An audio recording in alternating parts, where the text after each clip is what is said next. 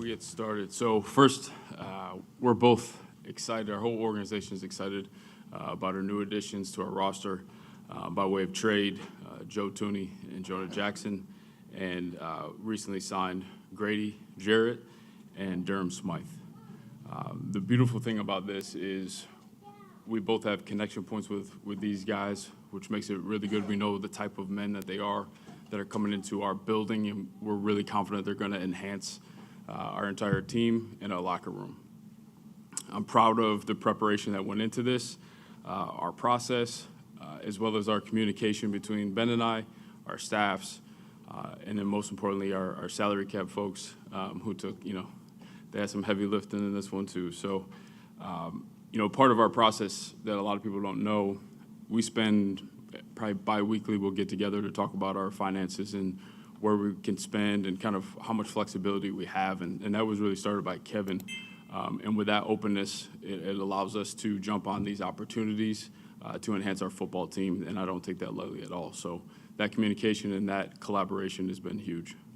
I'll open it up to questions.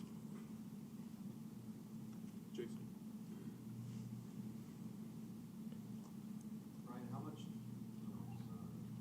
much did urgency to get things going quickly play into giving big contracts to veteran players?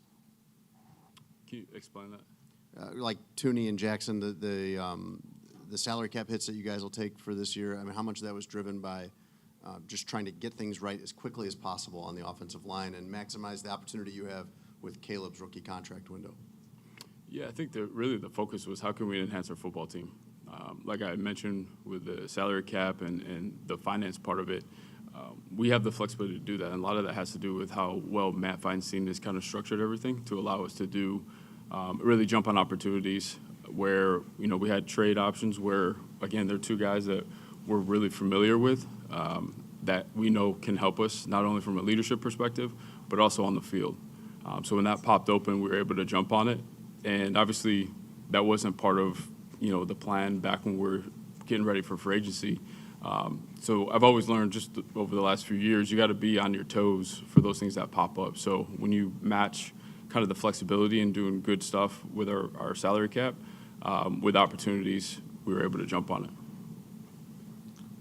Hey, Ben. Patrick Finley from the Chicago Sun-Times.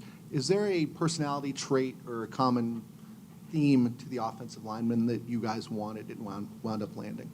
Yeah, we want some tough, some gritty, some dirty individuals, and we feel pretty good about the two guys we got. Smart is a word that comes to mind, particularly with the interior players. We need guys that we love to have some versatility to our scheme, some multiplicity, if you will. And so we got a couple guys in the building now that we feel strongly can handle a variety of different concepts and schemes that we might want to employ each and every week. Beyond that, I mean, their play speaks for themselves just in terms of what the tape says. The character, the integrity, it's top notch. I can speak firsthand with Jonah, and Ryan can speak firsthand with Joe. I'm really, really excited to get these guys in the room, combined with the coaches that we've already put together for that room. I feel really good about the style of play we'll have this year. And is the idea to have Joe at left and Jonah at right? Yes, that is. Yep. Ryan, with Joe, how do you frame the value of his arrival, both from adding an on-field proven standout and what he can offer behind the scenes as well? Yeah, Joe's seen a lot, both from his time in New England. I still remember, it feels like yesterday, where we were signing him into Kansas City when we were trying to get our offensive line right so we can make a push and win championships. And that's exactly what he brought. So he's seen a lot of different things, played with a lot of different players. So there's a level of maturity and leadership that is definitely going to enhance not only just the offensive line room, but our entire roster. And then with Jonah, for both of you guys, what did your homework turn up in terms of what his 2024 was like in Los Angeles and sorting through that? Yeah, just there was a position change. He started out playing center. That's out of, you can ask him about it, but that's out of position. So it just started up a little bit choppy.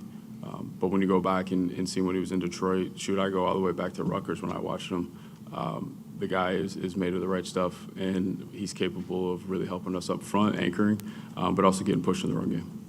Yeah, the guy's a Pro Bowl caliber guard, so that's what we're going to get out of him. Ryan, can you speak to like just the process of going through specifically when you talk about signing Joe and Grady, just the homework that goes into it from the personnel department to kind of identify veterans that may become available from other teams for whatever the reason may be? Yeah, you do research on the each team has their own situation. Some teams got to make, moves to change it up on their roster and to kind of clear space. And you're aware of those. You're not sure how they're going to play out. There's a lot of different ways to manipulate and change things up to fit.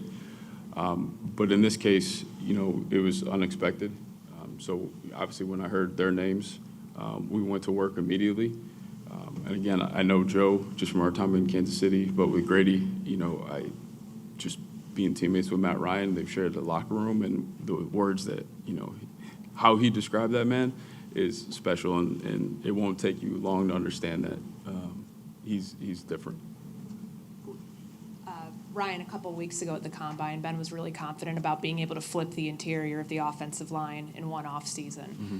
Can you walk us through the process of going the trade route, of evaluating what the guard market looked like and deciding that that was going to ultimately be the path that you guys took to, fit to upgrade the left and right guard spot?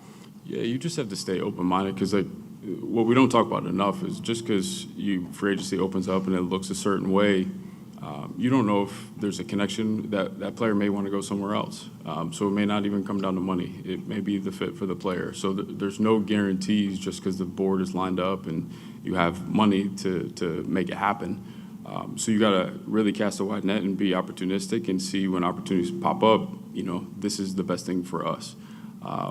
You do anticipate things like that, but at the same time, it was just about acquiring the best players that we can.